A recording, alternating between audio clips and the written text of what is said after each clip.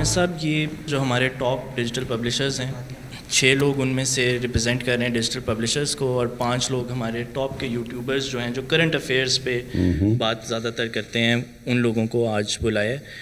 آپ کی لاسٹ ایک میٹنگ ہوئی تھی مارچ کے اندر، اور اس کے بعد کووڈ آ گیا تھا اور باقی سارے، تو یہ سلسلہ تھوڑا رک گیا تھا۔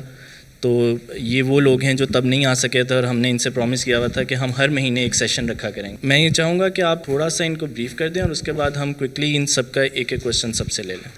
اوکے، چلیں، بڑا اچھا ہوا آپ کا سب کا آنا، اور یہ بالکل ٹھیک کہتے ہو، میری پلیز ریگولرلی انٹریکشنز کروایا کریں۔ ایک تو سوشل میڈیا ایک ایسی فورس اب میڈیا میں آ رہی ہے جو کہ دنیا کو بھی پوری طرح سمجھ نہیں ہے کہ اس کی پاور کتنی ہے، اور آپ کے لیے بڑا امپورٹنٹ ہے اس ملک میں سمجھنا کہ ہمارا ڈائریکشن کیا ہے، ہم کیا کرنے کی کوشش کر رہے ہیں، ہمیں کیا کرنا چاہیے، کہ ہمارے پرابلمز کیا ہیں اس ملک کے۔ جتنا آپ کو ان چیزوں کی سمجھ آتی رہے گی، اپنا جو آپ کا جو ڈسکورس ہے، جو آپ کا راستہ ہے، اس پہ آپ لوگوں کو لا سکیں گے۔ ہر چیز دیکھو، قرآن کے اندر ہے، ایک قرآن کا پورا ایک صورت ہے، اس الفرقان، کرائٹیرین، کہ ساری for all times to come اللہ نے بتا دیے کہ یہ اچھی چیز ہے، یہ بری چیز ہے۔ وہ اگر نہیں ہوتا، یا آپ کی زندگی میں اگر یہ کرائٹیرین نہیں ہوتا، تو پھر کوئی بھی چیز بری نہیں ہے۔ ہمارے سامنے سوسائٹیز کے اندر جب مورل اینکر جاتا ہے تو وہ سوسائٹیز ہمارے سامنے ڈس انٹیگریٹ کر جاتی ہیں۔ کیوں ایک قوم ڈکلائن کرتی ہے؟ سارا جو ہماری دین کا فلسفہ ہے وہ صرف ایک ہی چیز پہ جا کے آ جاتا ہے کہ نماز میں جب آپ کہتے ہیں اللہ ان کے راستے پہ لگا جن کو تو نے نعمتیں بخشی، ان کے نہیں جو غلط راستے پہ چلے گئے۔ سو زندگی میں آپ کے سامنے 2 راستے ہوتے ہیں ہمیشہ۔ نماز کا مقصد ہی یہ ہوتا ہے کہ آپ کو آپ کی چوائسز ٹھیک ہوں۔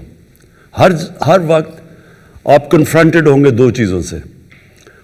ایک لگتا ہے بڑا اچھا راستہ ہے، آسان راستہ ہے، شارٹ کٹ ہے، اس سے پیسے بن جائیں گے لوگ، اور دوسری طرف مشکل راستہ لگتا ہے۔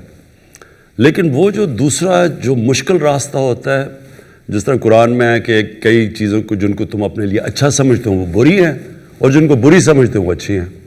سو یہ بیسکلی آپ کی چوائسز ہوتی ہیں۔ تو یہ نیشن بھی غلط چوائسز کر لیتی ہے۔ جس طرح مولانا رومی نے ایک دفعہ کہا نا کہ قوم مرتی، کسی نے پوچھا کیسے قوم مرتی ہے، تو انہوں نے کہا جب ایک قوم اچھے اور برے کی تمیز ختم کرتی ہے وہ ڈکلائن کر جاتی ہے۔ مورل کولیپس پہلے ہوتا ہے، پھر اکنامک کولیپس ہوتا ہے۔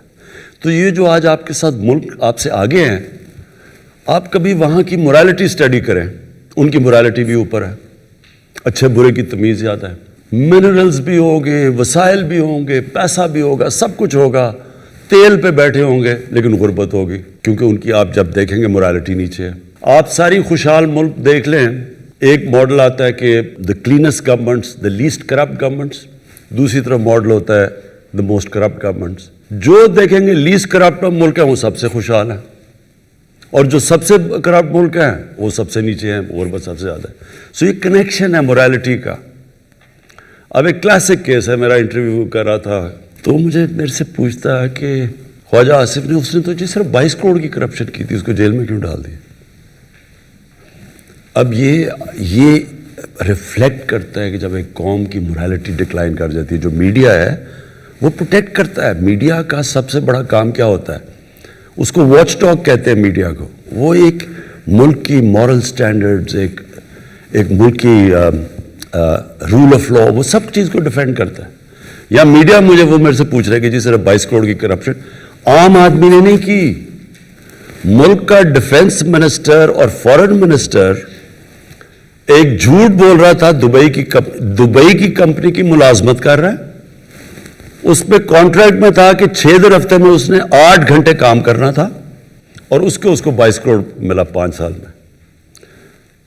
تو ایک ملک کا کسی کو یہ شاکنگ کی چیز نہیں لگی کہ ملک کا آپ کا فورن منسٹر اور ڈیفنس منسٹر ایک دوسرے ملک کی کمپنی کی ملازمت کر رہا ہے۔ دوسرا انٹیریئر منسٹر جو تھا، پھر پرائم منسٹر دبئی کی کمپنی کی ملازمت کر رہا ہے، ملک کا پرائم منسٹر۔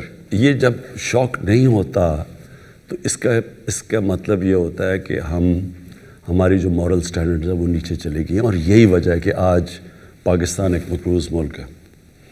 آپ نے سب سے پہلے چیز یہ یاد رکھنا کہ یہ جو میں بار بار ان کو کہتا ہوں کہ میں NRO نہیں دوں گا، یہ کیا اس کا مطلب کیا ہے؟ میری تو زندگی بڑی آسان ہو جائے میں ان کو NRO دے دوں. انہوں نے ایک دوسرے کو NRO ہی دیا تھا نا. تو انہوں نے جب 10 سال میں ملک کے قرض 4 گنا زیادہ بڑھے تھے تو کوئی کسی کو تو نہیں پوچھ رہا تھا کہ یہی نیب تھی جو آج کہہ رہے قانون بدلو. نیب بھی ان کو نہیں تنگ کر رہی تھی کیونکہ اب مل ملا کے چوری کر رہے تھے. تو آج اگر یہ کر دیں تو ایشو تو ختم ہو جاتا ہے، میرے تو بڑے آرام سے زندگی گزر سکتی ہے. لیکن پاکستان کی تباہی ہے. جنرل مشرف نے ان دونوں لوگوں کو NRO دیا، میں نے دونوں دفعہ اپوز کیا اس کو. اس نے جب ان کو NRO دیا اپنے آپ کو بچانے کے لیے، اس کو بھی یہی ڈر لگ گیا کہ میری کرسی نہ چلی جائے. اس کا جو ڈیمیج ہوا ہے پاکستان کو، وہ نتیجہ آج یہ ہے کہ ہم مر کے جو سارا ٹیکس اکٹھا کرتے ہیں، آدھا وہ ٹیکس چلا جاتا ہے ان کے لیے ہوئے قرضوں کی قسطوں کے اوپر. ملک کیسے چل سکتا ہے؟ پھر کہتے ہیں جی سڑک نہیں ٹھیک، یہ نہیں ٹھیک، وہ نہیں سی، اسکول نہیں، ٹیکس کلچر بھی نہیں، کیونکہ ساری لیڈرشپ ٹیکس چوری کرتی تھی. خواجہ آصف کا وہ کہہ رہا تھا، نواز شریف اور یہ احسن اقبال کا بیسکلی اقامہ یہ لے رہے تھے منی لانڈرنگ کے لیے. کیونکہ جب آپ اقامہ لے لیتے ہیں تو جو بھی اس بینک اکاؤنٹس میں وہاں دبئی میں یا سعودی عربیہ میں پیسہ ہوتا ہے وہ پھر پاکستانی نیشنل نہیں سمجھا جاتا، وہ دبئی نیشنل یا سعودی سمجھا جاتا ہے. تو ہم وہ ریٹریو نہیں کر سکتے پیسہ، تو اس لیے یہ اقامے لیتے تھے. بیسکلی ملک کا پرائم منسٹر اور 2 میجر منسٹر جب اس ملک کی خود منی لانڈرنگ کر رہے ہیں، یہاں سے پیسہ چوری کر کے باہر بھیج رہے ہیں اور فکٹیشیس اکاؤنٹ سے واپس لے کے آ رہے ہیں شاپنگ کے لیے، باقی اصل پیسہ تو باہر ہے. تو اس کے بعد یہ باقی کس کو روک سکتے ہیں؟ میں آج پرائم منسٹر اور میرے وزیر جب کرپشن کرتے ہیں ملک تباہ ہو جاتا ہے. جو ڈیولپنگ ورلڈ ہے اس ساری ڈیولپنگ ورلڈ میں آپ ایک کسی کی بھی ڈیپتھ پہ چلے جائیں، ان سارے ملکوں کے پرائم منسٹر اور ان کے وزیر چوری کر کے ان سب کے بڑے بڑے محلات ہیں انگلینڈ کے اندر اور نیو یارک میں اور یہ دبئی میں، یہ سارے وہ لوگ ہیں جو کہ اپنے ملک کے جن کا کام ہے rule of law uphold کرنا، وہی کرپشن پہ لگے ہوئے ہیں، ٹیکس کی چوری بھی لگے ہوئے ہیں، پیسے بھی لگے ہوئے ہیں. یہ ایکچولی ملک کا یہ چل رہا ہے اس وقت. یہ بہت ڈیفائننگ مومنٹ ہے آج پاکستان کا. ساری گیم یہ چل رہی ہے کہ کیا ہم گھٹنے ٹیکتے ہیں ان سارے مافیا کے سامنے یا ہم سٹینڈ لے لیتے ہیں اور یا یہ تھریٹن کریں گے، بلیک میل کریں گے، ملک کو گرا دیں گے. بیسکلی ان اے نٹ شیل یہ گیم ہے.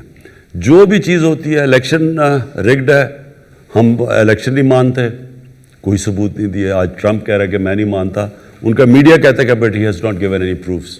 وہ مانتے ہی نہیں ہے. جب آپ کہ میں الیکشن نہیں مارتا، ہم نے جب کہا تھا کہ ہم الیکشن 2013 میں، ہم پہلے سارے فورمز پہ گئے، الیکشن کمیشن میں، ٹرائیبیونلز میں، سپریم کورٹ میں، پارلیمنٹ میں.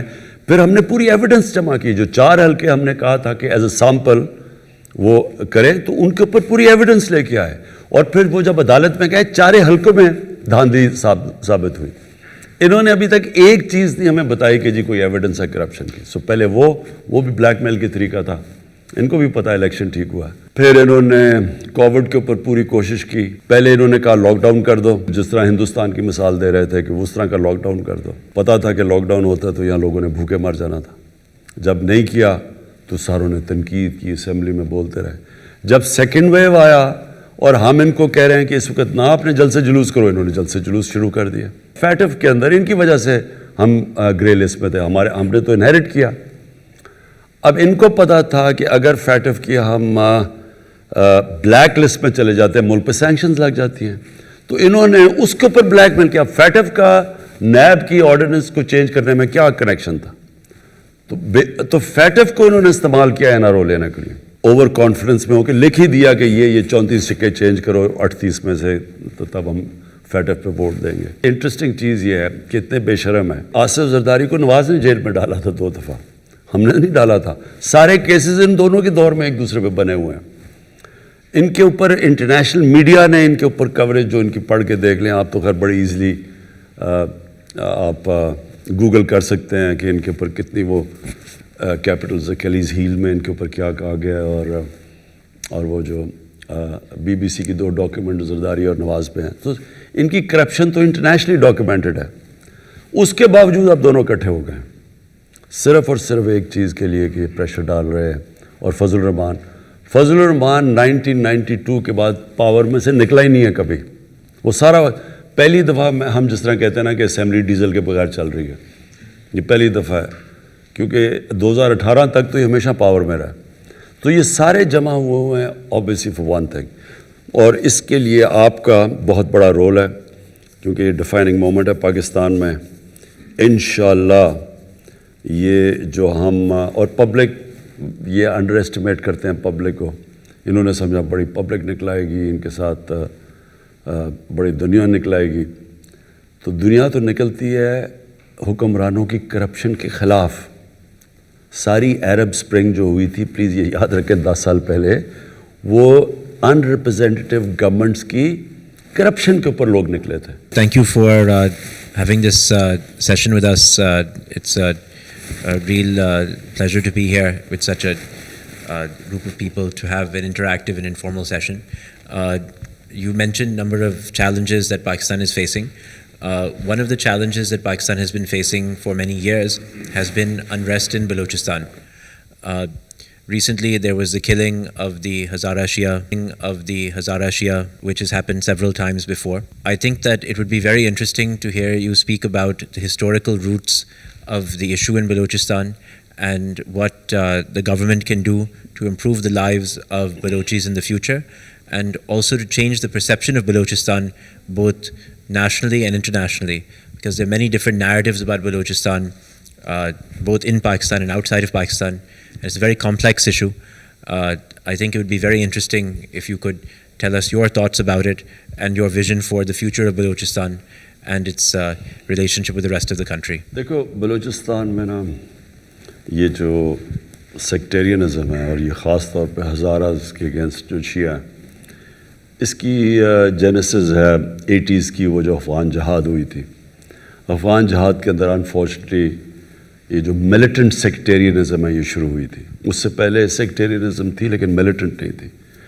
تو یہ بڑا انفارچونیٹ ہے کہ وہ گروپس بن گئے 89 کے بعد, جب وہ امریکنز گئے یہاں سے افغانستان سے, یعنی یہ جو ختم کر کے سوویٹس نکل گئے, تو وہ انفارچونیٹلی وہ جو ملیٹنٹ گروپس تھے وہ رہ گئے. اور یہ انہوں نے بڑا نقصان پہنچایا پاکستان کو. آئی مین ناٹ جسٹ دیر, ساری جگہ, لیکن یہ پرٹیکولرلی یہ جو ہزارہ کمیونٹی کو انہوں نے ٹارگٹ کیا, شیعہ کمیونٹی کو. جو اب ہوا ہے, یہ جو آئیسس نے کلیم کیا ہے, ہم سب کا یہ اوپینین ہے, ہماری سیکیورٹی ایجنسیز کا, کہ اب اس کو آئیسس کو بیک کر رہا ہے ہندوستان. ہندوستان کا سٹیٹڈ ایم ہے, یہ جو نریندر مودی کی حکومت ہے, پاکستان میں انتشار پھیلانا. میں نے اپنی کیبنٹ کو آج سے لاسٹ مارچ میں نے ان سب کو بتا دیا تھا کہ ہمیں پوری انٹیلیجنس بریفنگ ہو گئی تھی کہ یہ سیکٹیرینزم انفلیم کرنا چاہتے ہیں پاکستان میں, اور یہ انہوں نے شروع کرنا تھا شیعہ اور سنی کے علماء کو قتل کرنے کا, تاکہ یہ انفلیم ہو. تو اس کے بعد ہم نے پکڑے بھی لوگ یہاں, ان کے ادھر اسلام آباد میں بھی ایکشن کرنے لگے تھے. پھر انہوں نے ایک بہت بڑا عالم تھا جو اینٹی شیعہ تھا, اس کو کراچی میں قتل کیا, وہ ہم نے ڈیفیوز کیا. تو یہ چل رہا تھا, اینڈ فل مارکس کہ ہماری جو ISI ہے, ہماری جو ایجنسیز ہیں وہ ورلڈ کلاس ہیں. انہوں نے بہت, کیونکہ ہمیں پہلے سے پتہ چل گیا تھا, تو ہم بڑے پری ایمپٹ کیا. لیکن انفارچونیٹلی بڑا مشکل تھا, یہ انہوں نے ٹارگٹ کیا. ریموٹ ایریاز ہیں, اسپاس پاپولیشن ہے, وہاں ایریاز کو کور کرنا مشکل ہے, تو انہوں نے یہ ٹارگٹ کیا بڑا سلیکٹ کر کے, اور اس کے معاف کر گئی ہے آئیسس کے ساتھ. جو یہ سیکٹیرین ٹائپ گروپس تھے, یہ اس کے ساتھ معاف کر چکے ہیں آئیسس کے ساتھ. ایک چیز سمجھ آئے, بلوچستان میں ہماری فیڈرل گورنمنٹس نے توجہ نہیں دی. توجہ اس لیے نہیں دی کہ بلوچستان کا جو ٹوٹل ووٹ بینک ہے وہ ایک فیصل آباد ڈویژن جتنا ہے. تو جو یہاں گورنمنٹس آتی تھیں, وہ اگر سینٹرل پنجاب جیت جائیں, ووٹس باقی KP سے مل جائیں, تو وہ گورنمنٹ فارم کر لیتی تھی. تو اس لیے ایگزیکٹلی کہ جو پیپلز پارٹی نے کراچی کے اوپر توجہ نہیں دی, کیونکہ وہ انٹیریئر سے ووٹ لے کے آتے ہیں, تو اس لیے وہ کراچی کی پرواہ نہیں کرتے, اور کراچی نگلیکٹ ہو گیا. تو یہ بلوچستان کا سنڈروم تھا. اس کا دوسرا پرابلم یہ ہے کہ بلوچستان کے اندر جو ان کا جو سرداری سسٹم ہے, وہ بھی وہ ایک ایسا سسٹم بنا ہوا ہے کہ جب جو بھی پھر فیڈرل گورنمنٹ بنتی تھی, یہ پھر سردار اس کے ساتھ الائنس کر لیتے تھے. اب سردار جو الائنس کر لیتے تھے, ہوتا یہ تھا کہ جو ڈیولپمنٹ فنڈز وہاں کے لیے دیے جاتے تھے, وہ ان کے ذریعے خرچ کیے جاتے تھے, وہ نیچے تک پہنچتے ہی نہیں تھے. تو اس لیے وہاں لوگ غریب ہیں, اور سردار جو over a period of time وہ بہت پاورفل بن چکے ہیں. سو وہ سسٹم جو ہے وہ اس کی وجہ سے, اور بڑا ایریا بھی ہے, اور فیڈرل گورنمنٹ کی توجہ بھی نہیں رہی, اور ان کے جو اپنے پولیٹیکل جو پاورفل ان کے جو سردار تھے, انہوں نے بھی کبھی لوکل گورنمنٹ سسٹم نہیں ڈیولپ کیا. اس کی وجہ سے وہاں بڑا غربت ہے نیچے. سو اس کے ملٹیپل طریقے ہیں. ہم اب پہلی گورنمنٹ ہے جو پورا زور لگا رہے ہیں سوشو اکنامک ڈیولپمنٹ پہ بلوچستان پہ. ساؤتھ بلوچستان میں پہلی دفعہ بڑا پیکج دیا ہے, بٹ وہ ایریا بڑا ہے, اس کے لیے فنڈز بہت چاہیے ہیں, اور ہمارے پاس اس وقت اتنے فنڈز نہیں. اور اب بڑا اچھا چیف منسٹر آئے جو جام کمال ہے. سو ہم کوشش کر رہے ہیں کہ یہ جو پرانے ایک لیگیسی بنی ہوئی تھی اس کو ختم کریں. میرا نام جاوید اقبال ہے جی. میں ایک پریکٹسنگ سرجن ہوں. میں نے پاکستان سے بھی فیلوشپ کی, باہر سے بھی. میں قائد اعظم میڈیکل کالج بہاولپور سے ریٹائر ہوا ہوں ایز پرنسپل. تو میرا تو میڈیا سے اتنا ڈائریکٹ تعلق نہیں تھا, لیکن ریٹائرمنٹ کے بعد جب میں نے اپنا ایکسپیرینس شیئر کرنا شروع کیا related to training, teaching, grooming of people and parenting, تو مجھے نہیں اندازہ تھا کہ میڈیا کی اتنی پاور ہوتی ہے کہ ایک سرجن جو ہے اس کا چینل اتنا ہو جائے کہ وہ ملین تک پہنچ جائے اور لوگ اس کو رسپونڈ کرنا شروع کر دیں. شاید اسی لیے میں یہاں ہوں. تو اس لیے مجھے بڑی خوشی ہو رہی ہے. اور آپ کے جو ویژن میں سے ایک ویژن میرے لیے بہت انسپریشنل ہے, وہ ہے کہ آپ نے کہا تھا کہ میں ایک قوم بناؤں گا. میرا یہ خیال ہے کہ جب آپ کو گورنمنٹ ملی تو اتنے چیلنجز تھے اکنامک سارے, کہ فارملی وہ قوم بنانے والا جو کام تھا وہ اب کرنے کا ٹائم آ گیا ہے. میرے پاس ایک چھوٹا سا فریم ورک ہے جس سے بغیر پیسے خرچ کیے ہوئے ہم شارٹ ٹرم اور لانگ ٹرم آپ کے اس ویژن کو امپلیمنٹ کر سکتے ہیں. شارٹ ٹرم یہ ہے کہ سر ہماری جو سڑکوں پر لوگوں کو پتہ نہیں ہے کہ تھوکنا کیسے ہے, لوگوں کو پتہ نہیں ہے کہ لائن بنانی ہے, لوگوں کو پتہ نہیں ہے جو چھوٹے چھوٹے سوشل جو ایک لٹریسی ہوتی ہے, اس کے لیے 3 ایریاز ہیں. ایک ہماری سول ایڈمنسٹریشن, ایک ہمارا اسکول, ایک ہماری مسجد. ہم نے اس کی پاور کو بغیر پیسے سے یوز کر سکتے ہیں. فار ایگزامپل جس طرح آپ نے ہمیں بلایا ہے, آپ پورے پنجاب کے کمشنرز کو بلائیے اور بلا کے کسی ایکسپرٹ سے 2 صفحے کا ایک سوشل کیریکولم ڈیزائن کر لیجیے. جو ایکسپرٹ بنائیں گے تو اس کو ٹیکنیکل لرننگ آبجیکٹیوز کے حساب سے بنائیں گے. ان کمشنرز کو کہا جائے کہ آپ کی کمشنری میں جتنے لوگ موجود ہیں 15 دن کے اندر یہ پیغام ان تک پہنچنا چاہیے, اور ایک ماسٹر ٹرینر ان کو ٹرین کرے جو کہ اس کا ایکسپرٹ ہو. وہ جب واپس جائیں تو وہ اپنے تمام ہیڈ ماسٹرز کو بلائیں پرائمری اسکول کے, انہیں کہیں یہ 4 صفحوں کی باتیں ہیں, لائن بنانی ہے, یہاں تھوکنا نہیں ہے, السلام علیکم کہنا ہے, کھانستے وقت ہاتھ رکھنا ہے, and other those social literacy. تو اسکول کی اسمبلی میں آپ کی پہلی میٹنگ کے 10 دن کے بعد اسکول کے بچوں میں یہ بات پھیلنا شروع ہو جائے گی. نمبر 2, مسجد کے مولوی صاحبان کو بلائیں. وہ بہت آنرڈ فیل کریں گے اگر کمشنر صاحب اپنے لان میں ان کو چائے پہ بلائیں. انہیں کہیں جی کہ حدیث سے شروع کر کے ہر نماز کے بعد یہ 3 صفوں کا کیریکولم ہے. یہ ریاست پاکستان کے آپ ریپرزینٹیٹیو ہیں. مسجد ریاست پاکستان کا ایک ایک انسٹرومنٹ ہے, تو ریاست کا پیغام عوام تک پہنچائیے. 4 دن کے بعد ہر نماز کے بعد لوگ کہنا شروع کر دیں گے. اور تیسرا, سول ایڈمنسٹریشن, جتنی انجمن تاجران سارے وہ جو commissioner, deputy commissioner, assistant commissioner کی پوری ایک ٹرینڈ پڑھے لکھے لوگ موجود ہیں. 15 دن کے اندر پورے پاکستان میں نوائز لیول ہو جائے گا کہ یہ 10 کام ہم نے نہیں کرنے. اور 15 دن کے بعد آپ ٹی وی پہ آ کے آپ یہ کہیں گے ماشاءاللہ, جیسے تو آپ سنتے ہیں آپ کو کہ آج کوئی پولیٹکس پہ بات نہیں کرنی, آج میں نے یہ 3 ہفتے پہلے ہم نے یہ شروع کیا تھا. آپ کی ریسرچ ٹیم اس کا ایک ڈیٹا نکال کے دے کہ اس کا یہ امپیکٹ ہوا ہے, اور 1 مہینے میں شارٹ ٹرم لوگ کہنے لگ جائیں گے, اوے عمران صاحب نے کہا تھا نا آپ نے لائن بنانی ہے, لائن بناؤ, یہاں تھوکنا نہیں ہے کیونکہ وہ پتہ ہے فلاں بندے نے کہا تھا, اور یہ سارے میڈیا کے دوست اس کے اندر آپ کا ہینڈ بنیں گے. یہ تو ہے سر شارٹ ٹرم. لانگ ٹرم میں عرض کرنا چاہتا ہوں کہ ہمارے ملک کے اندر جو پیرنٹنگ کا ایریا ہے وہ بالکل ڈیفیشینٹ ہے. ایک 18 سال کے لڑکے کی 18 سال کی لڑکی سے شادی ہو جاتی ہے, کو اللہ اولاد دے دیتا ہے, لیکن ان کو ان کی پیرنٹنگ نہیں آتی, اور اسی نے آگے جا کے پوری نیشن بننا ہے. تو اس پیرنٹنگ کو کیسے ہم اپنے کیریکولم کے اندر انکلوڈ کریں جس سے جو ہمارے نئے بچے آ رہے ہیں ان کی تربیت ہو سکے. یہ ایک لانگ ٹرم پلان ہے جس پر بہت سارے ہوم ورک ہوئے ہیں. میرے کام کا سر جو سارا میں بھی پریکٹسنگ سرجن ہوں, آئی ایم لیپروسکوپک سرجن, لیکن ریٹائرمنٹ کے بعد اس پر میں نے کافی محنت کی ہے. آپ کی گفتگو میں ہمیشہ ایک ریفرنس ریاست مدینہ کا ہوتا ہے اور سیرت نبی کا ہوتا ہے. میں سر کالج آف فزن سرجن میں لیڈرشپ پڑھاتا ہوں اور سافٹ اسکل پڑھاتا ہوں. میں تمام چیزیں جو بیسیکلی ویسٹ کی ہیں ان کو جب ریلیٹ کرتا ہوں تو وہ اسوہ نبی صلی اللہ علیہ وسلم سے اس کا ریلیشن شپ مل جاتا ہے. جو کہ ویسٹ نے ریسرچ کر کے لی ہے وہ ہمارے پاس پہلے ہی ہمارے بزرگوں کے تحت موجود ہے. تو کسی طریقے سے جیسے آپ کو مبارک بھی سر, ہم سب کو بھی, کہ جو آپ نے سنگر کیریکولم ایڈ کیا ہے وہ 6ٹھی جماعت تک ناظرہ قرآن کا ہے.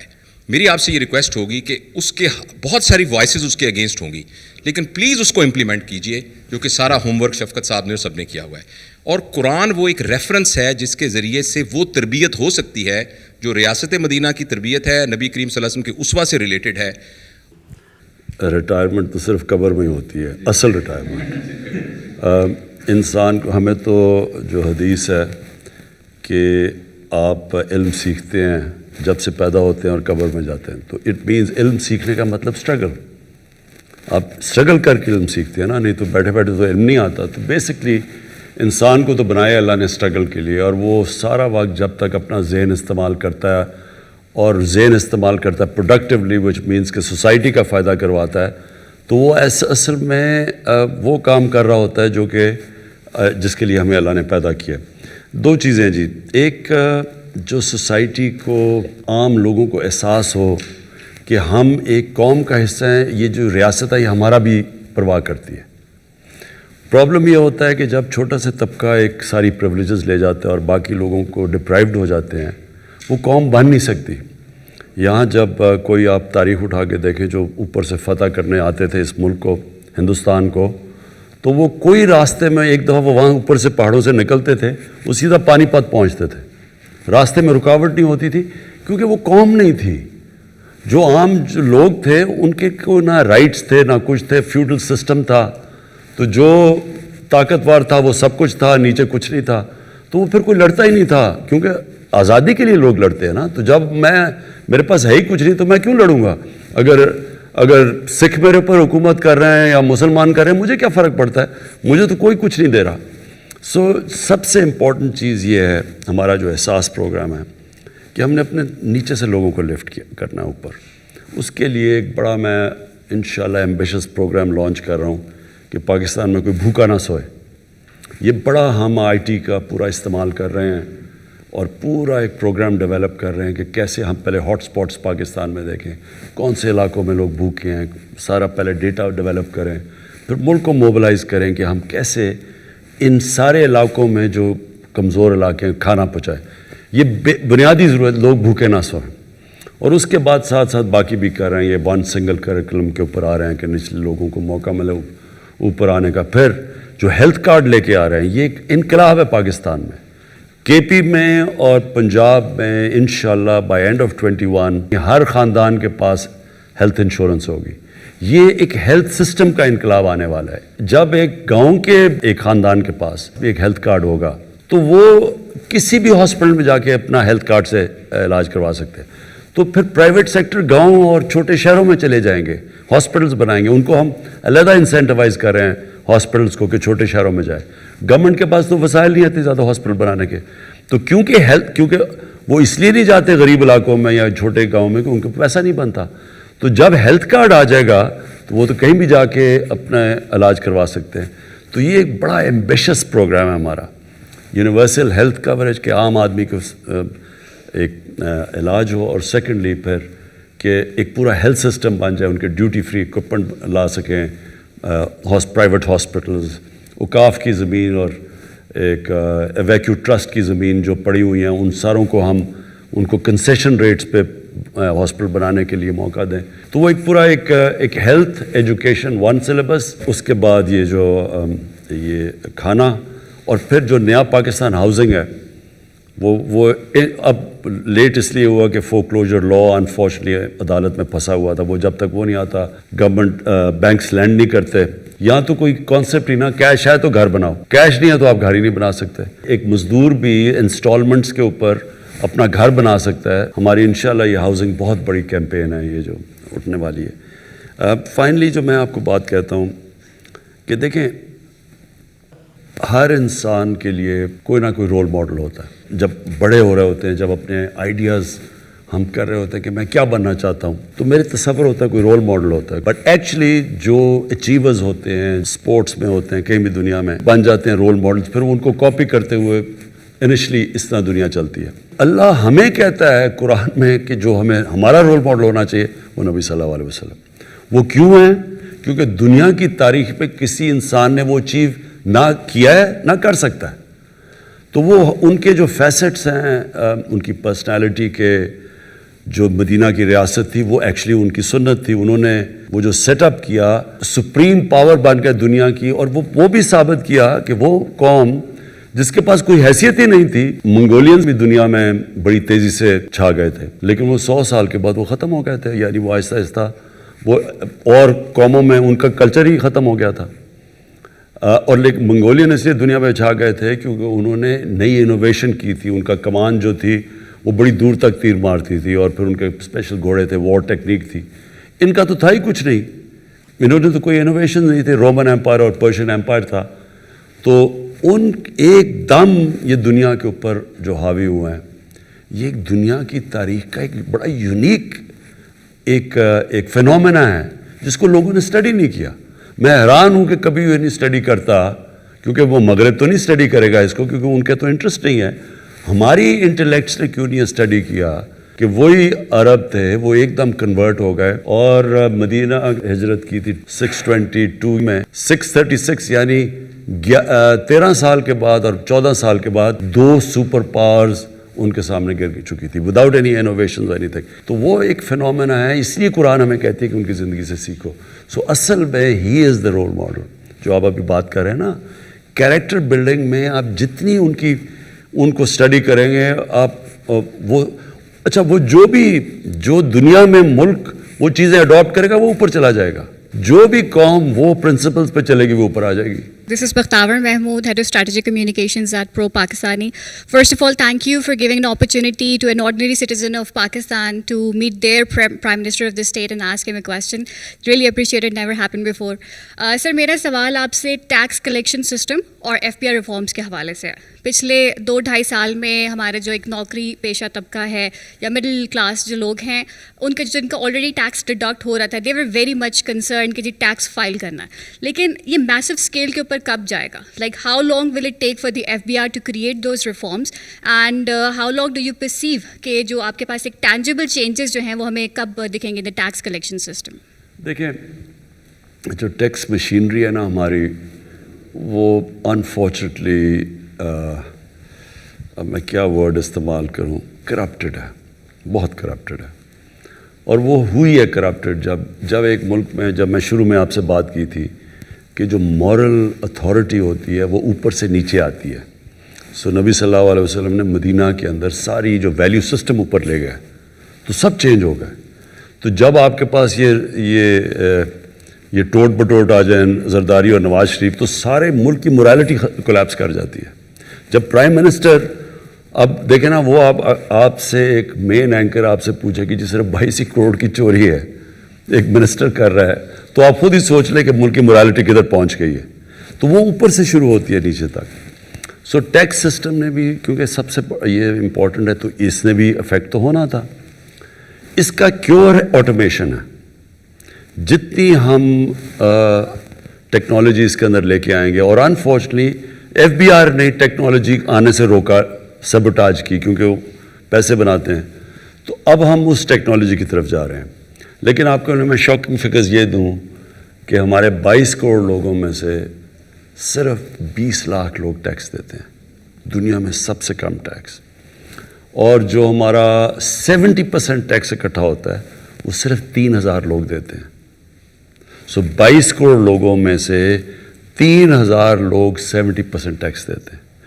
اور جو 20 لاکھ ہیں وہ ٹیکس فائلرز ہیں. اور ہم نے ابھی اب یہ ٹیکنالوجی کا استعمال کرتے ہوئے ہم نے ابھی دیکھا کہ ہمارے ملک میں اس وقت 3.5 کروڑ لوگ ہیں جن کے پاس گاڑیاں ہیں, جن کے پاس گھر ہیں, لیکن کوئی ٹیکس نہیں دیتے. تو وہ اب ہم ٹیکنالوجی کے ذریعے اس کی طرف جا رہے ہیں, کیونکہ فیوچر ہماری ٹیکس کلیکشن پہ ہے. جب تک ہم پیسے نہیں اکٹھے کرتے, ہمارے پاس ایک تو قرضے اتنے چڑھے ہوئے ہیں, اوپر سے ہم نے ایک ینگ پاپولیشن کو سروس کرنا ہے, وہ ہو ہی نہیں سکتا اس tax collection. This is Amar Ahmed from Urdu Point. First of all, sir, thank you for inviting us here. This is a very great initiative. Sir, میرا سوال الیکٹرک وہیکل پالیسی پہ ہے اور EV پالیسی پہ ہے.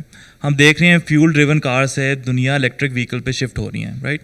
تو ہم باہر کے ملکوں میں دیکھتے ہیں ان کو ڈفرینٹ ٹیکس ریلیکسیشن دی جاتی ہیں, ان کو ٹول ایگزیمپشنز ہوتی ہیں. سر, تو پاکستان میں کیا ان کو ریلیکسیشن اور ایگزیمپشن دی جائیں گی, اور گورنمنٹ کی اس پرسپیکٹو پر کیا اسٹریٹجیز ہوں گی؟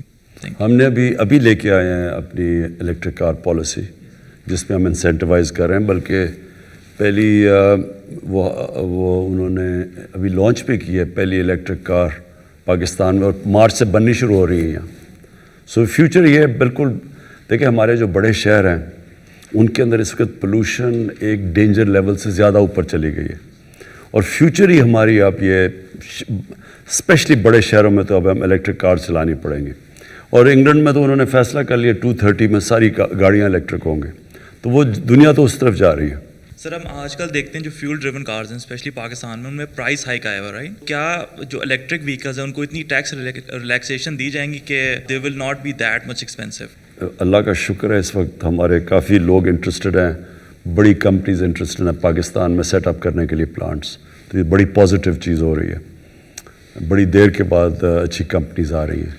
اب ہم کوشش یہ کر رہے ہیں کہ ہم بیلنس رکھیں، کیونکہ جو آٹو موبائل کے اندر انویسٹمنٹ ہے، اور اگر ہم کوشش کر رہے ہیں کہ پوری گاڑی یہاں بنے، انجن بھی، صرف اسمبلیز نہ ہوں، تو اس کے ساتھ جو ریلیٹڈ انڈسٹریز ہیں وہ بہت زیادہ ہیں، اور وہ بڑی امپلائمنٹ بھی پرووائڈ کرتی ہیں، اور وہ ہمارے موقع مل جاتا ہے کہ ہم اس کے ساتھ ساتھ اور بھی بہت چیزیں کریں اگر انجن بننا شروع ہو جائے. لیکن ہم یہ بھی اب ہماری پالیسی پہلی گورنمنٹ پاکستان میں آئی ہے جس کی انوائرمنٹ کے اوپر کوئی پالیسی پہلے تو کوئی پرواہ نہیں کرتا تھا انوائرمنٹ کی، تو اس کے اندر اب ہم جس طرح دیکھ رہے ہیں آگے ٹرینڈز ہمیں بالکل افیکٹ کرتا ہے. ہمارے شہروں میں جس لیول کی پولوشن پہنچ گئی ہے، ہمارے پاس الیکٹرک کم از کم شہروں میں الیکٹرک وہیکلز لانی پڑیں گے، اور ان کو انسینٹیوائز کریں گے. السلام علیکم سر، طارق متین. 2 چیزیں مجھے آپ سے پوچھنی ہیں. 2.5 سال آپ کی حکومت کو تقریباً ہو گیا. جو مجھے آپ کی گفتگو میں آپ کی حکومت کے ارادوں میں فرق نظر آتا ہے ایمبیشنز کے حساب سے، وہ ایک پولیٹیشین کا اور لیڈر کا فرق ہے. لیکن آپ کو لگتا ہے کہ اگلے 2.5 برس میں آپ اس فرق کو ٹرانسلیٹ کر سکیں گے اس پاور میں کہ ایک عام آدمی دوبارہ آپ کو ووٹ دے، کیونکہ اس وقت وہ عام آدمی رو رہا ہے؟ دوسری چیز ہمیں ایک فرق نظر آتا ہے، کیونکہ وہ احساس کے جو فلسفی ہے وہ اس کے تحت اس وقت وہ پریشانی میں. دوسری چیز علی وزیر کو دیکھ لیں، ہم میاں نواز شریف کو دیکھ لیں، فضل الرحمان کو دیکھ لیں، یا اس وقت جو پی ڈی ایم کے پولیٹیشنز ہیں وہ اداروں کے خلاف جس طرح کی زبان استعمال کر رہے ہیں، اس طرح کی زبان استعمال کرنے پر ماضی میں الطاف حسین صاحب کی مثال لے لیں یا کچھ اور لوگوں کی، ان کے خلاف بہت سخت اقدامات کیے گئے. ان کے خلاف اس رستے پر ہم کیوں نہیں جا رہے؟ یہ ایک عام آدمی آج سوال کر. دیکھیے، جب تک آپ چیز یہ سمجھیں گے نہیں نا پاکستان کا پرابلم تھا کیا اور اب تک گورنمنٹ کدھر پہنچی ہے، وہ ایکچولی جب تک آپ وہ پرابلم سمجھیں گے نہیں، بڑا مشکل ہے لوگوں کو ایکسپلین کرنا. کیونکہ انفارچونیٹلی اپوزیشن کی اتنی زبردست انہوں نے پہلے دن سے کیمپین چلائی ہوئی ہے کہ ملک تباہ ہو گیا. ملک تو تباہ ہو گیا تھا جب ایک ملک کا ریکارڈ خسارہ ہو، یعنی ریکارڈ پاکستان کا فسکل ڈیفیسٹ ہو، ریکارڈ کرنٹ اکاؤنٹ یعنی بیرونی خسارہ، ریکارڈ بورڈ ڈیفیسٹ ہو، اور پھر ریکارڈ قرضے ہوں، تو وہ ملک کے تو حالات برے ہیں نا. آپ سمپل یہ لیں اکنامک جارگن ہوتی ہے، fiscal deficits, micro economics, but simple لے لیں کہ ایک ملک کے گھر کی طرح ہوتا ہے. سمپل یہ سمجھنا، آپ کو لوگوں کو سمجھانا کہ گھر کے اندر اگر آپ کو کوئی گھر چھوڑ کے جائے اور اس کا سب سے زیادہ خسارہ چھوڑ جائے، اور وہ سارا وقت گھر پاس کبھی کوئی لوگ پیسے مانگنے آ رہے ہیں، کوئی کرایہ دار آ رہا ہے، کوئی سبزیوں والا آ رہا ہے، تو اس کے پاس اس کی آمدنی کم اور خرچہ زیادہ ہو، تو وہ کیا کرے گا شارٹ ٹرم میں؟ کوئی بھی دنیا کے اندر گھر، کوئی بھی ملک بڑے مشکل وقت سے نکلے گا. ہمارے سچویشن میں کوئی بھی دنیا میں ملک ہو، وہ کیا کرتا؟ پہلے سکویز کرے گا اپنے خرچے. جب آپ خرچے سکویز کریں گے تو ابھی آپ نے عام آدمی کی بات کی، تکلیف تو ہوگی. جب بھی ایک معاشرے میں اب کووڈ میں تکلیف ہوئی، دنیا میں کووڈ آیا، کس نے مار کھائی؟ غریب لوگوں نے مار کھائی. ہمارے ملک میں نہیں، سارے امیر ملکوں کے بھی غریب آدمی نے مار کھائی. آج امریکہ جیسے ملک کے اندر لائنیں لگی ہوئی ہیں لوگوں کی کھانا لینے کے لیے، تو امریکہ جیسے ملک میں غریب آدمی وہاں بھی کچلا گیا. سو جب آپ ایک معاشرے میں جب سکویز کرتے ہیں خرچے، سب سے پہلے تکلیف نچلے آدمی کو ہوتی ہے. کیونکہ مثلا غریب جب آپ سکویز کریں گے، آپ کی اپنے خرچے کم کریں گے، ڈیمانڈ کم کریں گے، نوکریاں سے لوگوں کو نکالیں گے کیونکہ کمپنیز کے اندر ڈیمانڈ چلی جائے گی، تو جب آپ سکویز کرتے ہیں اپنے خرچے تو بیسکلی سانپ آ جاتا ہے. آج انگلینڈ کے اندر دیکھیں، آج یورپ میں دیکھیں، کبھی ایئر لائن میں اتنے زیادہ لوگ نکال دیے, کبھی کوئی وہ سپر مارکیٹ بند ہو رہی ہے اس کے اندر اتنے لوگ بے روزگار ہو گئے. تو کیوں ہو رہے ہیں وہ؟ کیونکہ ایک سکویز آ گیا ڈیمانڈ کی. تو جب آپ کے خرچے کم آپ کرتے ہیں تو ڈیمانڈ کو سکویز کرتے ہیں. خرچے کم کرنے کے لیے ڈیمانڈ سکویز ہوتی ہے, اس کے اندر غریب آدمی کو تکلیف ہوتی ہے. اور پھر جب تک آپ کی آمدنی نہیں بڑھتی, خرچوں کو بیلنس نہیں کرتی, تب تک ایک ملک مشکل وقت سے گزرتا ہے. پہلے سال ہمارا ڈیفالٹ سے ملک کو بچانا تھا, ہمارے پاس پیسے نہیں تھے اپنی قرضوں کی قسطیں دینے میں. جب پیپلز پارٹی کے 5 سال تھے تو ایوریج وہ $2.5 بلین وہ پر ایئر دیتے تھے قرضوں کی قسطیں. تو 5 سال میں ان کی ایوریج آتی تھی پر ایئر $2.5 بلین. جب نون لیگ آئی تو انہوں نے کیونکہ قرضے لیے وہ $5 بلین پہ پہنچ گئی. ہم نے ہر سال $10 بلین دینے تھے, ہم نے ابھی تک 2 سالوں میں $20 ارب دے چکے ہیں.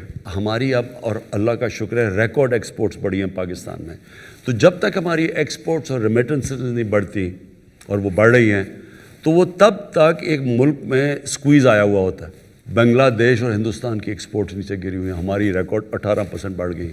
سو ہم اس سے تیزی سے نکلے ہیں, لیکن لوگ ابھی بھی سفر کر رہے ہیں, کیونکہ جو ساری سروس انڈسٹری ہے دنیا میں سفر کر رہی ہے. ریسٹورنٹس بند ہوئے تھے, وہ سفر کر رہے ہیں, شادی ہال بند ہیں, وہ سارے لوگ افیکٹ ہوتے ہیں کووڈ کی وجہ سے. ایک چیز آپ نے یاد رکھنی ہے کہ اپوزیشن نے کیا کہ پہلے بینکرپٹ کر کے چھوڑ گئے ملک, پھر پہلے دن سے کہا کہ ملک فیل ہو گیا, اور کہا جی لوگ بڑی مشکل میں ہیں. لیکن ہم انفارچونیٹلی ایکسپلین نہیں کر سکے کہ لوگوں نے تو مشکل سے گزرنا تھا. اب جو اللہ کا کرم ہے اس ملک پہ خاص, اس نے ہماری بڑی مدد کی اس مشکل وقت میں, کہ ہماری آج ایکسپورٹس رائز کر رہی ہیں, ہماری کنسٹرکشن انڈسٹری ٹیک آف کر گئی ہے. جب سیمنٹ سیلز اوپر جانی شروع ہونا, اس کا مطلب آپ کی کنسٹرکشن چل پڑی ہے. ریکارڈ سیمنٹ سیلز ہیں. ہماری گاڑیاں بکنی شروع ہو گئی, جس کی وجہ سے گاڑیوں کے اوپر وہ اب پریمیم آ گیا, کیونکہ ڈیمانڈ زیادہ سپلائی کم ہے. موٹر سائیکل تو 92 کے بعد فل کیپیسٹی پہ ہماری ٹیکسٹائل چل رہی ہے. تو یہ بڑا ایک پازیٹیو سائن. یہ جو پاکستان فوج کے خلاف زبان استعمال کر رہے ہیں, یہ پاکستانی فوج کو یہ کہنے کی کوشش کر رہے ہیں کہ آپ ایک الیکٹڈ گورنمنٹ کو گرا دیں, اور پھر یہ ساتھ کہہ رہے ہیں کہ اگر پاکستانی فوج نہیں گراتی تو فوج کو کہہ رہے ہیں کہ جنرل باجوہ کو گرا دیں. وہ جو نواز شریف بیسکلی یہی کہہ رہا ہے نا, کہ فوج کو کہہ رہا ہے کہ باجوہ کو اور ISI چیف کو گرا دو. یہ کبھی میں نے اپنی زندگی میں, کبھی میں نے پاکستان میں سویلین گورنمنٹ کے دوران کسی کو فوج کو اٹیک کرتے ایسے نہیں دیکھا. یہ کبھی نہیں ہوا. پہلے مارشل لاز کے دوران ہوتا ہے, جب مشرف تھا تو اٹیک کرتے تھے فوج, کیونکہ مشرف آرمی چیف بھی تھا, پریزیڈنٹ بھی تھا. ضیاء کو کرتے تھے, لیکن تب میڈیا کے اوپر کلیم ڈاؤن تھا. لیکن کبھی ایک سویلین, ایک الیکٹڈ گورنمنٹ کے دور میں اٹیک کرنا اٹس انہرڈ آف. اور ان کی کوشش کیا ہے کہ فوج کے اوپر اتنا پریشر ڈالیں, اس کو اتنا مجبور کریں کہ وہ گورنمنٹ کو گرا دیں, کیونکہ وہ ڈیسپریٹ ہو. پہلے انہوں نے سمجھا گورنمنٹ گر جائے گی, پہلے وہ 2 مہینے 3 مہینے 4 مہینے, جب گورنمنٹ سروائیو کر گئی ہے تو اب وہ یہ ڈیسپریشن کی اینڈ ہے کہ جب GHQ چلے جائیں گے. یہ اپنے اطمینان رکھ لو کہ ان کی ساروں کی ٹریٹمنٹ ہونے والی ہے. سر میرا نام عدیل وڑائچا, میں اسلام آباد بیسڈ جرنلسٹ ہوں. سر کیا یہ تاثر ٹھیک ہے کہ جو بیوروکریسی ہے یہ آپ کی پالیسیز کو گراس روٹ لیول پر امپلیمنٹ نہیں ہونے دے رہی؟ جو عوام کو ریلیف ہے خاص طور پہ مہنگائی کے حوالے سے, وہ بیوروکریسی کی نااہلی کی وجہ سے آگے منتقل نہیں ہو رہا. تو آپ کا جو ویژن تھا سر بیوروکریسی میں ریفارمز کے حوالے سے, 2.5 سال بعد آج ہم کہاں کھڑے ہیں؟ کیا آپ مطمئن ہیں سر؟ پنجاب کی بیوروکریسی میں ہمیں شروع میں بڑے پرابلمز آئے, کیونکہ ایک 30 سال سے 35 سال سے ایک پارٹی بیسکلی وہاں پریویل کر رہی تھی. ایون اگر مشرف کا دور بھی تھا تو ایکچولی تھی تو PMLA نہیں نا, وہی لوگ تو وہی تھے سارے جو کہ پریویل کر رہے تھے. تو اس سے یہ ہوا کہ نیچے تک پولیس اور بیوروکریسی پولیٹیسائز تھی. ہم جب KP کے اندر جب ہماری گورنمنٹ آئی تو حالانکہ ANP صرف 5 سال سے پاور میں تھی, لیکن اس کے باوجود 2 سال لگے بیوروکریسی کو رسپونڈ کرنے میں ہمارے ساتھ, کیونکہ شروع میں ہمیں بھی پرابلمز آئے ان کے ساتھ, کیونکہ ان کی پینیٹریشن ایفیلیشن ہو جاتی ہے نا بیوروکریٹس کی, اوپر پروموشنز آ جاتی ہیں پولیٹیکل بیسس پہ, وہ پھر ان کی لائلٹیز چینج ہو جاتی ہے. لیکن یہ ٹھیک ہو جائے گا. یہ تھوڑا ہمیں پرابلمس ہیں اور آئی ہمیں. جب بیوروکریسی سے آپ انٹریکشن ہوتا ہے تو آپ کو پتہ چلتا ہے کہ کس کی کیا کوالٹی ہے. تو اس لیے فریکوینٹ چینجز بھی ہوتے ہیں. مجھے کہتے ہیں جی اس کو چینج کر دیا, اس کو چینج کر. چینج تو جب تک ہمیں آپٹیمم پرفارمنس نہیں ملے گی چینجز تو ہوتے رہیں گے. لیکن مجھے زیادہ کانفیڈنس ہے جو اب خاص طور پہ پنجاب کی بیوروکریسی ٹھیک چل رہی ہے, اور ریفارمز بہت لے کے آ رہے ہیں, لے کے بھی آئے ہیں. چھوٹی چھوٹی ریفارمز آتی رہتی ہیں کہ کیسے ہم اس کو جو بیوروکریٹک سٹرکچر ہے اس کے اب انکریزنگلی اسپیشلائزیشن کے اوپر ان کو جانا چاہیے. دنیا میں بیوروکریسی اسپیشلائز کر رہی ہے, ہمارے ابھی جرنلسٹ ہیں. اب مثلا آئی ٹی کا سبجیکٹ ہے, اس کے لیے عام بیوروکریٹ نہیں اس کو سنبھال سکتا, اس کے لیے اسپیشلسٹ چاہیے. اسی طرح اور بھی ایریاز ہیں. ایگریکلچر ہے, اس میں بھی ہمارے پاس جو ٹیکنالوجی اتنی آ گئی ہے ایگریکلچر میں, ہمارے پاس وہ کوالٹی نہیں ہے لوگوں کی. تو وہ ہم جا رہے ہیں اس طرف ریفارمز پہ. جی مخدوم شہاب الدین, صحافی ہوں ایک, اور آج کل اراسمس منڈس جرنلزم اسکالر ہوں, تو اس حوالے سے یورپ میں مقیم ہوں. خان صاحب, سوال آپ سے یہ ہے کہ 50% اگر ہم کہیں کہ 50% ٹینیور آلموسٹ پاکستان تحریک انصاف کی گورنمنٹ جو ہے وہ مکمل کر چکی ہے. اس سب کے اندر جو تبدیلی ہے وہ گراس روٹ لیول تک عام عوام کو نارملی نظر نہیں آ رہی. کیا ہم دیکھیں گے کہ 2.5 سال میں یہ ٹرانسفر ہوتی ہے, یا پھر 5 سال کے بعد یہ کہا جائے کہ تبدیلی جو ہے اس کے لیے مزید وقت درکار ہے؟ اور ساتھ ہی ساتھ ایک اور سوال ہے کہ 2021 ہے, ہر شخص کی کوئی نہ کوئی نیو ایئر ریزولوشن ہوتی ہے, تو بطور پرائم منسٹر آف پاکستان آپ کی نیو ایئر ریزولوشنز کیا ہیں 4-5 جو آپ سمجھتے ہیں کہ 2021 میں آپ امپلیمنٹ کرنا چاہیں؟ 2021 میں تو 2 ریزولوشنز ہیں, وہ میں نے کہا بھی تھا. ایک, کوئی بھوکا نہ سوئے بائی دی اینڈ آف 21, اس کے لیے پوری جو تیاری کر رہے ہیں, اور ایک بڑا زبردست پروگرام اس کے لیے بنا رہے ہیں کبھی, اور انشاءاللہ یہ میرے خیال میں دنیا میں ہمیں لوگ فالو کریں گے اس پروگرام کے اوپر. اور وہ یہ پناہ گاہ اس کا حصہ ہے, کبھی کوئی کانسیپٹ نہیں ہے پناہ گاہ کا, یہ بھی ہماری انشاءاللہ انٹرنیشنل لیول پہ ایکنالج کی جائیں گی. اور سیکنڈلی جو ہیلتھ کارڈ ہے کہ ہر غریب گھرانے کے اندر پاس, ہر گھرانے میں ایک ہیلتھ کور ہو, تاکہ وہ سب سے زیادہ بے بسی ایک انسان کو ہوتی ہے کہ جب اس بیماری ہو اور ان کے پاس پیسہ نہ ہو علاج کا. شوکت خان ہم اسی پریمیسز پہ بنا تھا. کینسر کا علاج سب سے مہنگا ہے, تو جو عام آدمی ہے وہ افورڈ ہی نہیں کر سکتا, تو ادھر سے میں نے شوکت خان. تو اب یہ اگلا پہنچ گیا کہ یونیورسل ہیلتھ کوریج.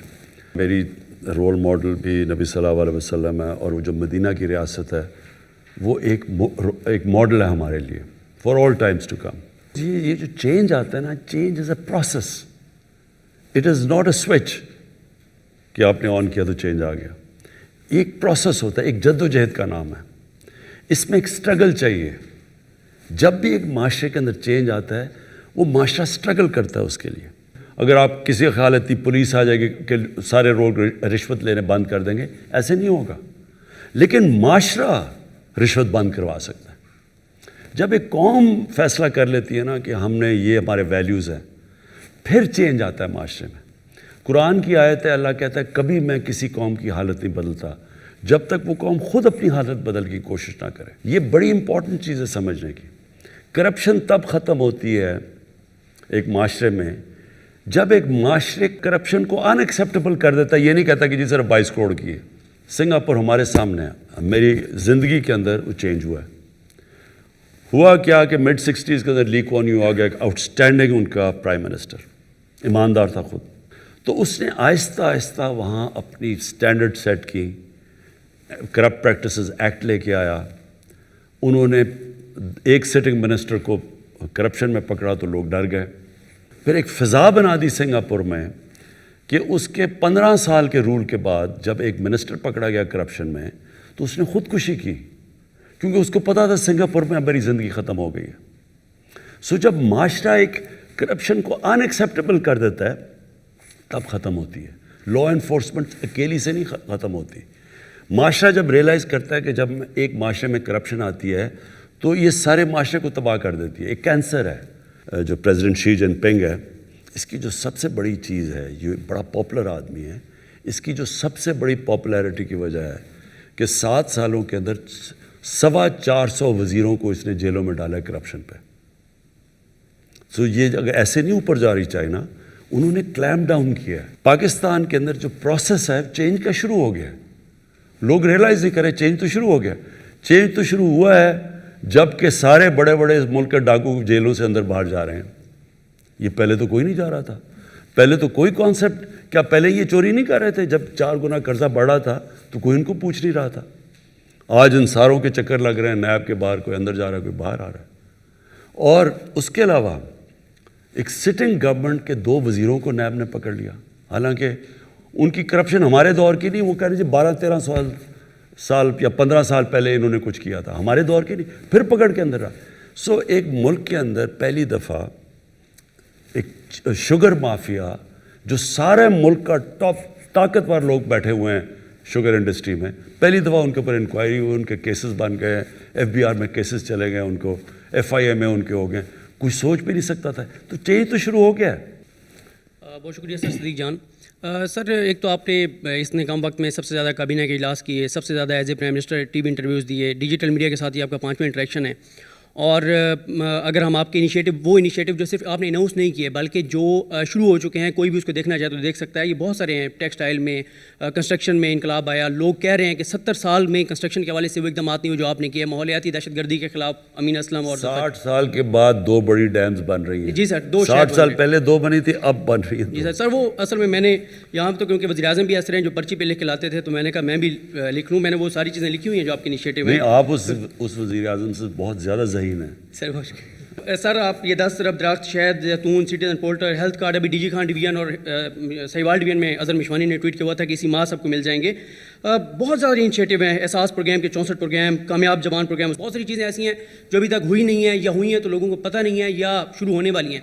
میرا سوال سر یہ ہے کہ اس 2.5 سال میں ایک پرسیپشن جو بن گئی 7 سے 11 بجے تک ٹاک شوز دیکھنے کے بعد, وہ یہ بن گئی ہے کہ یہ ایک ناکام ترین حکومت ہے, کچھ بھی نہیں ہو رہا. اور اس میں آپ کے جو منسٹرز ہیں, دیکھیں وزیر اطلاعات ہے شبلی فراز صاحب, PDM ایک بات کرتی ہے تو صرف شبلی فراز صاحب کا بنتا ہے کہ یہ اس کو ریئیکٹ کریں, اس کا جواب دیں. آپ کے 11 لوگ جو ہیں وہ اپنے ان کے میڈیا سیل ہیں, وہ ٹویٹ کرتے ہیں, پھر چینلز کو کہتے ہیں خبریں چلائیں. آپ کا ایک منسٹر جب اپنی کارکردگی پہ آ کے بات کرنے لگتا ہے 15 منٹ وہ اپنی وزارت کا بتاتا ہے.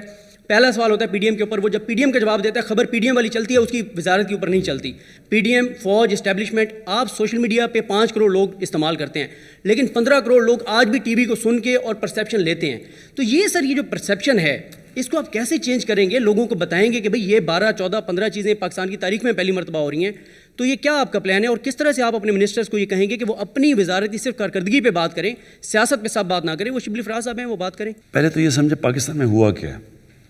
پاکستان میں 35 سال سے 2 پارٹیز, اور مشرف کے دور میں بھی یہی تھے, کیونکہ فضل الرحمان ادھر بھی تھا, مشرف کے دور بھی تھا. یہی زیادہ تر جو PMLN ہے یہ مشرف کے دور میں بھی کیوں بن گئی تھی اور انہوں نے سے پھر واپس ادھر چلے گئے. تو وہی لوگ بیٹھے ہوئے ہیں. یہ یاد رکھیں کہ ایک سٹیٹس کو کی بہت پاور ہوتی ہے, کنیکشنز بنے ہوتے ہیں, میڈیا میں ہوتے ہیں, ان کی نیچے تک بیوروکریسی میں, پولیس میں. تو جو سٹیٹس کو ڈسلوج کرنا ہے دنیا میں, صرف اگر صحیح طرح ڈسلوج ہوتا ہے تو وہ خونی انقلاب ہوتا ہے. جب امیدز کو عباسی انہیں ختم کیا تو انہوں نے صرف ایک آدمی بچنے دیا امید کا, صرف ایک رائل فیملی سے بچا تھا, باقی سب قتل کر دی. اور اسی طرح ہی جب عباسی ختم ہوئے تو اوپر سے لے کے نیچے سارے ختم کر دیے. تو انقلاب ایسے آتا ہے. جب رشین ریولوشن ہوئی تو انہوں نے زار کی ساری فیملی ختم کر دی. سو وہ جب آپ نیا, انقلاب کا مطلب ہوتا ہے سٹیٹس کو چینج کرنا, اس کو ریپلیس کرتا ہے کوئی. یہاں تو عموماً اب جب خمینی کا انقلاب آیا ساری رائل فیملی ختم ایران سے.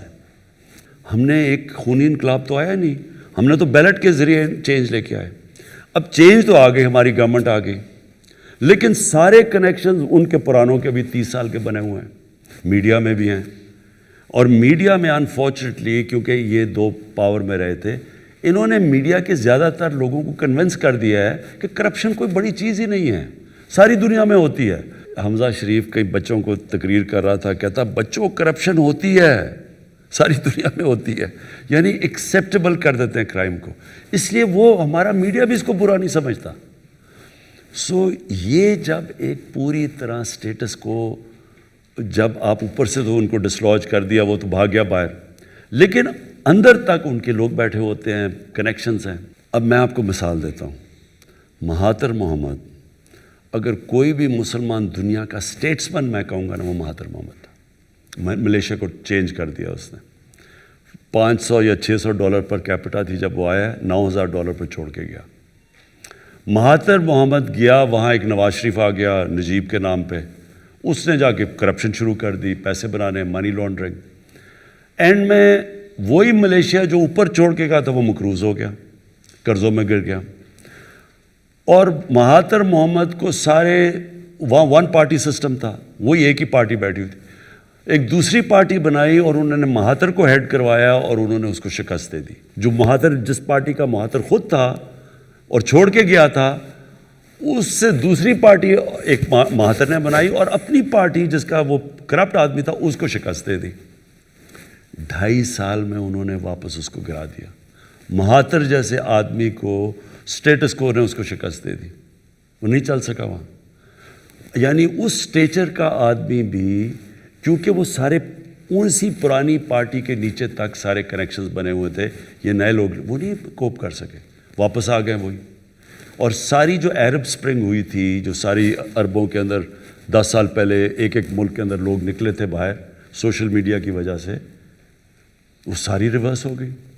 ساری جگہ وہ لوگ واپس آ گئے. وہ مصر میں ہوئی, وہ پھر وہی سیٹ اپ واپس آ گیا. سو یہ یاد رکھیں, یہ آسان نہیں ہوتا. جب آپ ایک اسٹیٹس کو کا مقابلہ کرتے ہیں تو وہ لوگ پہلے دن سے گرانے پہ لگے ہوئے ہیں, پہلے دن سے کہہ رہے ہیں کہ یہ گورنمنٹ آج گئی تو کل گئی, اب گرائیں گے, اب آ گیا, وہ پہلے دھرنا تھا وہ فیل ہوا, پھر یہ. سو کیونکہ ان کے انٹرسٹ یہ, ان کو پتہ ہے کہ اگر ہم کامیاب ہو گئے, ان کی ہمیں دکانیں نہیں بند سیاسی. جس طرح کے پی کے اندر ہم جب 5 سال کے بعد کامیاب ہوئے, ساری پرانی پالیٹکس اڑ گئی.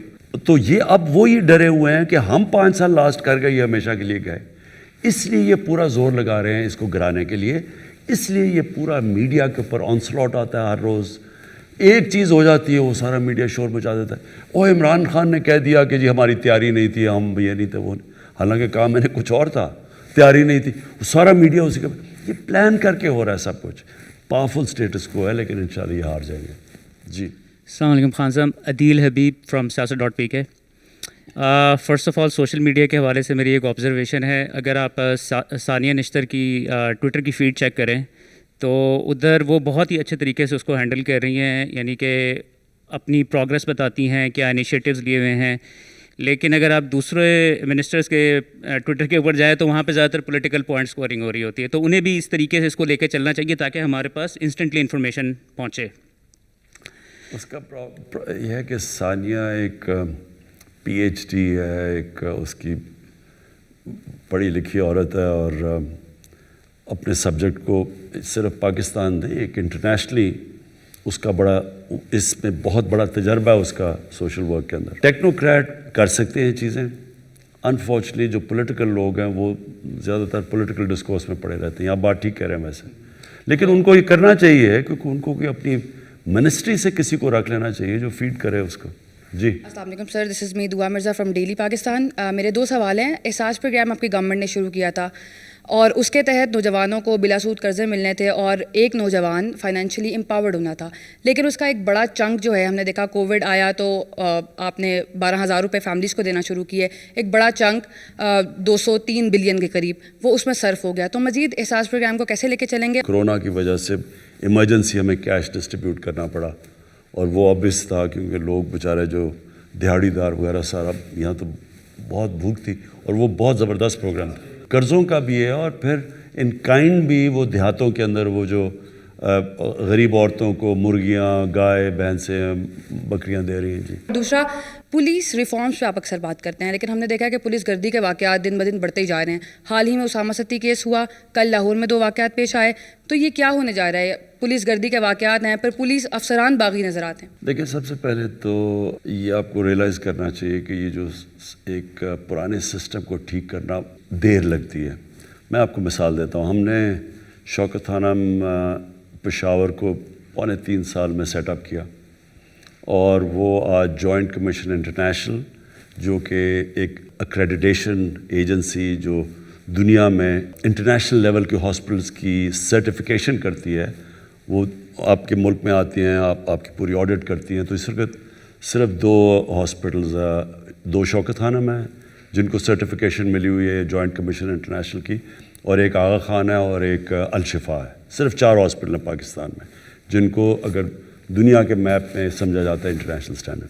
تو وہ جو انٹرنیشنل اسٹینڈرڈ کا دوسرا کینسر ہاسپٹل وہ صرف 3.25 سال میں ہم نے بنایا ہے اور آج اس کو مل چکی ہے. وہ اس کے as opposed lady reading hospital ہے, ہم اس کے اوپر 7 سال سے کوشش کر رہے ہیں, ابھی تک ہم اس کو اس لیول پہ نہیں لا سکتے, کیونکہ جو پرانے ہاسپٹل کو ٹھیک کرنا اور اس کے سسٹمز کو ٹھیک کرنا وہ بہت مشکل ہے. نیا آج آپ نئی پولیس فورس سیٹ اپ کر سکتے ہیں, کوالٹی کی بن جائے گی آپ کی. موٹر وے پولیس بعد میں بنی تھی, موٹر وے کی سٹینڈرڈ اور ہے. باقی پاکستان کی پولیس جو پرانی چلی آ رہی ہے اس کو لیے مشکل ہے زیادہ. سو یہ یاد رکھنا کہ جب آپ ایک سسٹم کو ٹھیک کرنے کی کوشش کر رہے ہوتے ہیں اس میں ٹائم لگتا ہے. 1993 میں ایک لاہور ہائی کورٹ نے رپورٹ منگوائی تھی, ایگزیکٹلی جو آپ نے میرے سے بات پوچھی ہے کہ پولیس میں کیوں یہ ایشوز ہیں. لاہور ہائی کورٹ نے پوچھا کہ پنجاب پولیس میں کیوں ایشوز ہیں. تو اس وقت کے جو آئی جی تھے عباس خان, انہوں نے 92 یا 93 میں ایک رپورٹ دی لاہور ہائی کورٹ میں.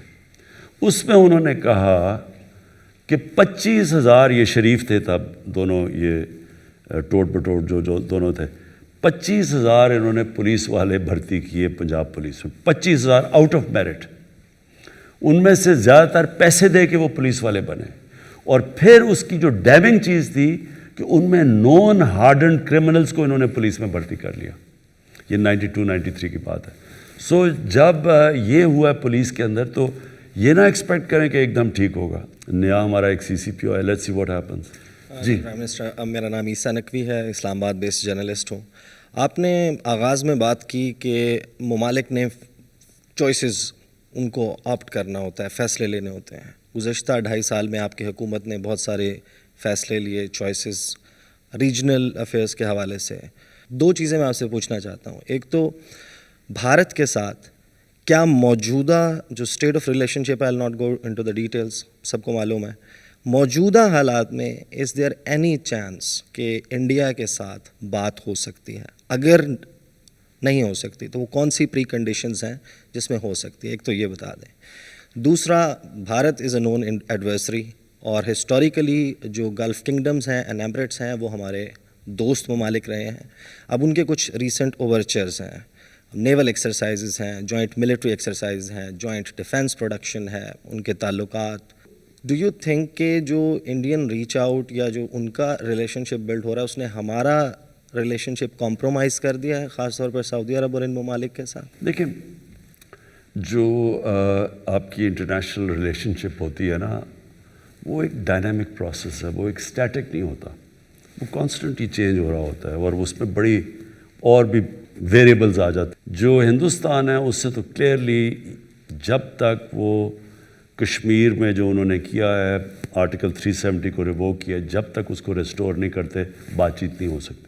جو انڈیا میں ایکچولی گورنمنٹ ہے وہ ٹائم بتائے گا. میرے خیال میں سب سے زیادہ اگر ہندوستان کو نقصان پہنچے گا وہ یہ مودی حکومت پہنچائے گی, مور دین کسی کوئی دشمن اتنا نقصان نہیں پہنچا سکتا.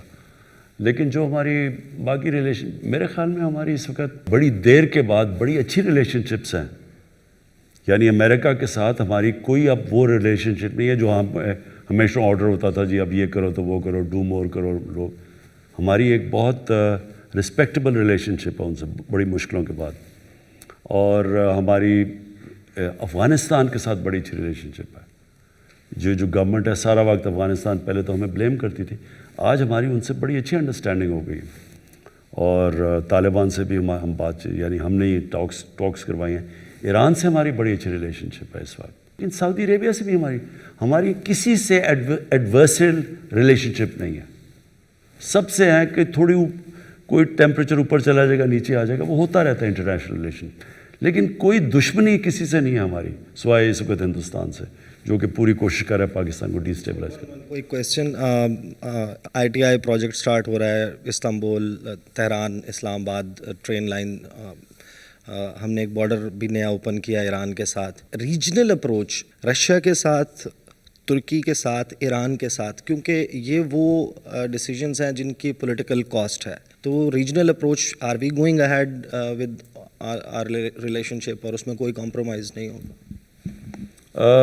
ہماری ٹرکی سے تو خیر بہت اچھی ریلیشن شپ ہے, اور ایران سے پہلے ہماری اوبیسلی ہماری جو لاپ سائڈ ریلیشن شپ تھی. اس لیے ایران سے بڑی ایک شروع میں اتنی ایسی ریلیشن شپ نہیں تھی جو آج ہے. آج ہماری بڑی اچھی انڈرسٹینڈنگ ہے. پرابلم یہ ہے کہ ایران کے اوپر سینکشنز لگی ہوئی ہیں.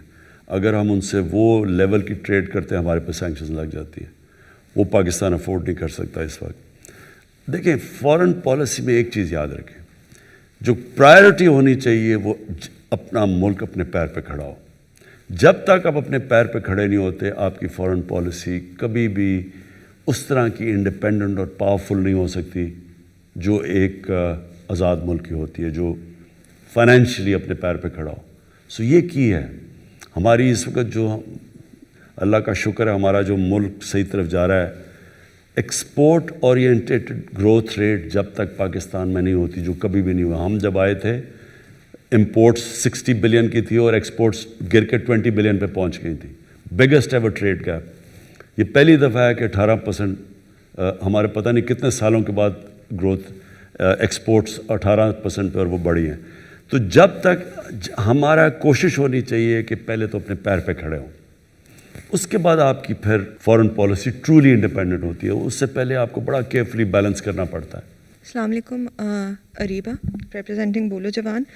میرا سوال آپ سے ایجوکیشن کے حوالے سے ہے. And I understand of course 18th amendment کے بعد education is a provincial subject, but ابھی ہم نے پینڈیمک کے دوران NCOC میں بھی we've seen some excellent coordination between the provincial ministers and the Federal Ministry for Education. There's talk of a single national curriculum, there's talk of 2009 کے بعد پہلی دفعہ of a national education policy. So I guess given all of this, pandemic کے aftermath میں جو education financing پہ ایک declining trend آیا ہے, ہم نے پچھلی ایمرجنسیز میں بھی دیکھا ہے, فلڈس کے بعد بھی دیکھا ہے, ارتھکویک کے بعد بھی دیکھا ہے کہ 5 سے 7 سال ایجوکیشن اور ایجوکیشن کے اندر ڈیولپمنٹ بجٹ میں کنسسٹنٹ کٹس لگتے ہیں. اس دفعہ بھی وہ ہم نے ٹرینڈ پنجاب میں دیکھا, 19% کا ڈیولپمنٹ ایجوکیشن بجٹ پہ کٹ لگا, بلوچستان میں 27% کا لگا, فیڈرل ایریا میں صرف 1% انکریز آیا اگر پچھلے سال سے کمپیئر کریں. And probably the most disturbing aspect is کہ اس وقت شاید خیبر پختونخوا سب سے اچھا کر رہا ہے, گیون کہ ان کا 43% انہوں نے اپنا ایجوکیشن ڈیولپمنٹ بجٹ میں انکریز لے کر آئے, لیکن اس کے باوجود جو ایک بڑا حصہ ہے ایجوکیشن بجٹس کا وہ نان ڈیولپمنٹ ایکسپینڈیچرز پہ جا رہا ہے. So K P with its phenomenal performance in the past 2 years is still servicing almost 81% of its education budget non development expenditures کے لیے. سب سے اچھا فیڈرل ایریا ہے, وہ بھی 71% ڈیڈیکیٹڈ ہے, بلوچستان میں 91% ڈیڈیکیٹڈ ہے, پنجاب میں 88 ہے. How, given the pandemic now and the economic hit that we've taken, and given the fact that we are hosting the second largest population of out-of-school children in the world right now, how will we prioritize education? Emergencies to aati rahengi kyunki, and then within education, development expenditure. دیکھیں میں نے شروع میں آپ سے بات کی کہ جب آپ کے ٹوٹل ٹیکس کلیکشن آدھی ٹیکس پہلے کم ہو, کیونکہ آپ کو بتایا کہ صرف 3,000 لوگ 70% ٹیکس دیتے ہیں, لوگ تو ٹیکس نہیں دیتے, تو پہلے وہ اور پھر آدھی چلی جائے قرضوں کی قسطوں پہ, تو ملک کے لیے اتنا کم پیسہ کافی نہیں ہے ملک چلانے کے لیے. سو کہیں نہ کہیں کٹس لگتے ہیں, اور انفارچونیٹلی جو ایریا جدھر ہمیں, کیونکہ سارے ایمرجنسیز ایریاز ہوتے ہیں, کہیں لگژری پہ تو پیسہ خرچ نہیں ہو رہا, تو ادھر پھر یہ سفر کرتا ہے ہمارا ایجوکیشن کی ایکسپینشن. میرے خیال میں کہ یہ جو ہمارا پہلا سال گزرا اسٹیبلائزیشن, دوسرا سال ایکچولی کووڈ کی وجہ سے ہم ڈسپائٹ کووڈ ہم سارے ریجنل ملکوں میں سے سب سے بہتر نکل چکے ہیں اکنامکلی. لیکن جب تک یہ جو ہمارا آگے آپ جو جانے کا طریقہ ہے, ویلتھ کریٹ کر کے کنسٹرکشن انڈسٹری کو, ایکسپورٹس کو, آئی ٹی کو, ٹورزم کو, یہ ایک ایسے ایریاز ہیں جدھر بڑا ہم تیزی سے اپنی ویلتھ کریٹ کر سکتے ہیں, اس کا پھر میجر چنک ایجوکیشن کے اوپر لگائیں, کیونکہ ابھی تک ہمارے پاس اتنا پیسہ نہیں ہے جتنا ہمیں ایجوکیشن پہ لگانا چاہیے, ہمارے پاس ہے ہی نہیں. میں آپ کو پھر مثال دے رہا ہوں کہ امریکہ میں $2.8 ٹریلین انہوں نے یعنی 28,000 ارب روپیہ انہوں نے اسٹیمولس دیا ہے, ہم نے 8 ارب دیا ہے. یعنی یہ اتنی بڑی ڈسکریپنسی اب جب آپ دیکھتے ہیں تو وہ کہیں نہ کہیں ملک تو سفر کرتا ہے، تو ہمارا بڑا زیادہ شیئر جائے گا ایجوکیشن کی طرف. اس وقت یہ بھی بہت بڑا ہینڈی کیپ ہمیں کہ جو کئی ایسے سبجیکٹس تھے جو سینٹرلائز ہونے جو فیڈرل گورنمنٹ کے نیچے ہونے چاہیے تھے. 18 امینڈمنٹ کے بعد فریگمنٹ ہو گیا سسٹم ہمارا، تو ہم اتنا نہیں کہہ سکتے ہر صوبے کو کہ آپ یہ کریں، کیونکہ وہ صوبہ پھر کہتے ہیں جی میری تو یہ پرائیورٹی ہے، میں ادھر. اس سے تھوڑا ہمیں ایشو ہے. But I agree with you کہ کوئی ملک ترقی نہیں کر سکتا ایجوکیشن کے بغیر.